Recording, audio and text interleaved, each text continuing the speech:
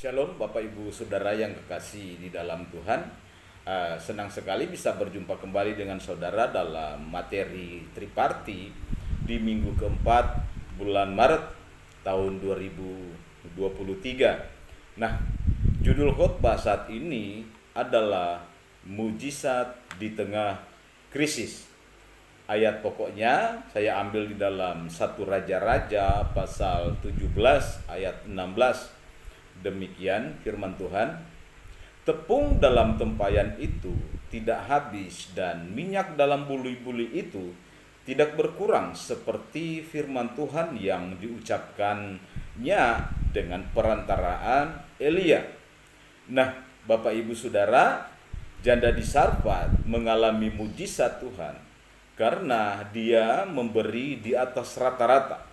Memberi di atas rata-rata itu adalah memberi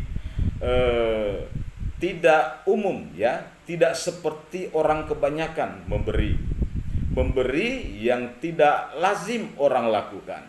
Seperti contohnya kalau kita memberi pada waktu kita berkelebihan, nah itu rata-rata, saudara ya. Kenapa bisa memberi? Karena kita banyak uang, kita berkelimpahan. Itu umum. Tidak perlu anak Tuhan ya, orang siapa saja bisa melakukan. Tetapi memberi pada saat berkekurangan, nah itu dia atas rata-rata, tidak seperti orang kebanyakan lakukan. Nah, janda di Sarfat melakukan akan hal ini sehingga dia mengalami mujizat Tuhan.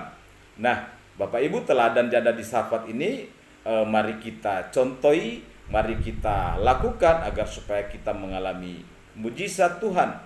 Nah, pertanyaannya adalah bagaimana menerima mujizat di tengah krisis? Poin yang pertama adalah percaya kepada hamba Tuhan yang menyampaikan firman Tuhan.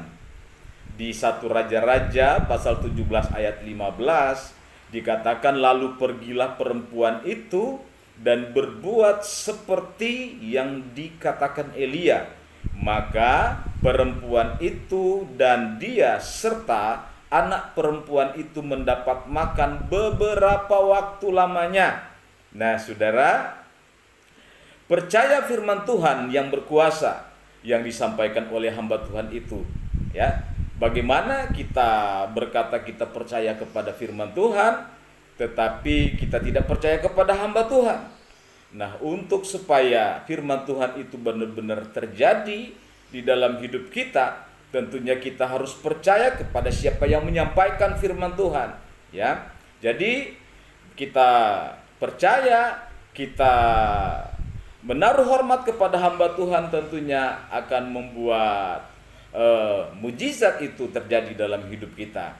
Percaya kepada janji Tuhan, percaya ya, kita harus yakin bahwa janji Tuhan itu ya dan amin dan terjadi di dalam kehidupan kita. Itu poin yang pertama. Poin yang kedua adalah berani melangkah dengan iman, ya. Kembali di ayat yang tadi 1 Raja-Raja pasal 17 ayat 15. Nah, berani melangkah dengan iman adalah mempunyai iman yang teguh tentunya. Kita kalau kita melakukan dengan iman, tentunya kita harus punya keyakinan bahwa Tuhan pasti menyediakan sesuatu yang terbaik bagi kita. Tuhan pasti mengadakan mujizat bagi kita. Sebab itu kita harus mempunyai iman yang teguh, ya, supaya kita dapat melangkah seperti janda di Sarfat ini. Dia melakukan perintah Tuhan dan mujizat terjadi dalam hidupnya. Ya, jadi mempunyai iman yang teguh. Terus sungguh-sungguh mengenal Allah. Tentu kita harus mengenal siapa Allah kita. Kalau kita tahu Allah kita hebat, Allah kita besar, Allah kita berkuasa, pasti kita percaya bahwa Tuhan sanggup untuk mengadakan mujizat dalam hidup kita. Tuhan sanggup untuk menolong kita. Tuhan sanggup untuk mengatasi setiap masalah kita. Nah, jadi kita harus sungguh-sungguh mengenal Tuhan. Dan poin yang ketiga adalah memberi di atas rata-rata. 1 Raja-Raja 17 ayat 15. Memberi dengan sukacita. Kalau kita memberi Berkata memberi berarti kita harus sukacita. Memberi harus disertai dengan hati yang senang. Memberi harus disertai dengan hati yang damai. Memberi itu tidak merasa kehilangan. Memberi itu tidak merasa saya jadi kurang akhirnya. Jadi memberi adalah niat untuk kita menolong orang, untuk supaya orang itu terbantu di dalam melalui kita, saudara. Jadi kalau kita bisa menolong orang, kita bisa memberi, tentunya ada sukacita di dalam hati kita. Jadi memberi harus disertai dengan sukacita.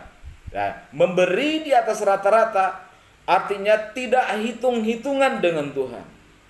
Jangan kita hitung-hitungan dengan Tuhan. Tuhan sudah berbuat sangat banyak dalam hidup kita. Kehidupan kita sehari-hari, kesehatan, kekuatan, kita bisa bernafas saja, kita tidak bisa membalas semuanya itu. Sebab itu, jangan kita hitung-hitungan dengan Tuhan. Kalau kita ditantang untuk memberi dengan sedikit dari harta kita, mari kita lakukan dengan sukacita tentunya. Jangan hitung-hitungan dengan Tuhan. Ya, pesan yang harus disampaikan adalah sukacita dalam memberi persembahan. Memberi persembahan harus sukacita. Berkat jika melakukan, ya tentunya kita mengalami mujizat Tuhan. Akibat jika tidak melakukan adalah hidup tanpa mengalami mujizat Tuhan. Kita baca lagi ayat pokok kita 1 Raja ayat 17 ayat 16. Tepung dalam tempayan itu tidak habis dan minyak dalam buli-buli itu tidak berkurang, seperti firman Tuhan yang diucapkannya dengan perantaraan Elia. Nah, kita masuk dalam sharing, saudara. Pertanyaan pertama, sharingkan pengalaman saudara dalam memberi persembahan di atas rata-rata. Mari kita sharingkan pengalaman saudara di saat saudara memberi di atas rata-rata. Yang kedua, sharingkan mujizat yang Anda alami ketika melakukan firman Tuhan. Ketika kita melakukan firman Tuhan, ya, kita pasti mengalami mujizat. Nah, mari kita sharingkan bersama-sama. Proyek ketaatannya adalah setia memberi persembahan perpuluhan dan persembahan pertama dan kedua. Nah, setelah itu mari kita masuk di pokok-pokok doa. Saudara bisa berdoa buat gereja Tuhan, seluruh pemimpin serta jemaat baik Ebenezer dan Sion Sisi. Juga kita berdoa bagi Bapak Gembala dan Ibu Gembala beserta keluarga, tentunya beserta seluruh staf hamba Tuhan dengan keluarganya mereka masing-masing. Kita berdoa buat hamba-hamba Tuhan yang ada di gereja kita. Dan juga kita berdoa bagi pemerintah bangsa Indonesia dan kota kita yang tercinta adalah kota Semarang. Kita berdoa, dan mungkin ada pokok-pokok doa lain yang Bapak Ibu bisa sisipkan di dalam triparti saudara, ya dipersilahkan. Dan jangan lupa di akhir triparti kita berdoa bagi keluarga yang ketempatan lewat Bilangan pasal 6 ayat 24 dan 26. Ya saudara, mari semangat berkomsel, tetap sukacita di dalam memberi. Salam worship.